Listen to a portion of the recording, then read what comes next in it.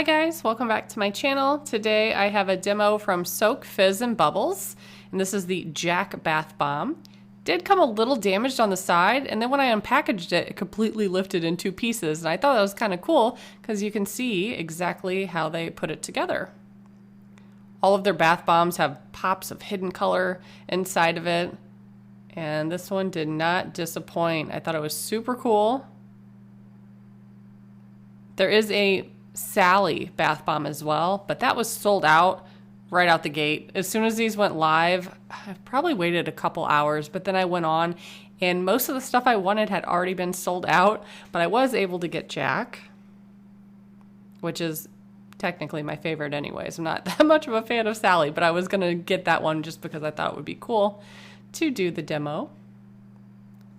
But this one did have a floral scent. The description is fresh floral fragrance as drops of rain land in a field of jasmine with a hint of grass. Though it did have floral notes, I did think it smelled pretty good. Was not too overpowering by any means. And my favorite part was the up-close shots of this bath bomb. It just looked so cool in the tub. And it was kind of staying in frame. That way I didn't have to keep adjusting my camera. Just very slowly dissolved on top. And if you've never tried anything from Soak, Fizz, and Bubbles, I highly recommend it. They have all types of products on there, and they always send you samples with your box. So this time I got a little shower steamer, and that was pretty cool, and some body butter, or maybe it was body... I think they called it body butter. They didn't call it body lotion. And I also got a little bit of scrub too, and it all smelled really good, and I liked it a lot. So here's the end of the bath bomb. You can see his face is slowly dissolving.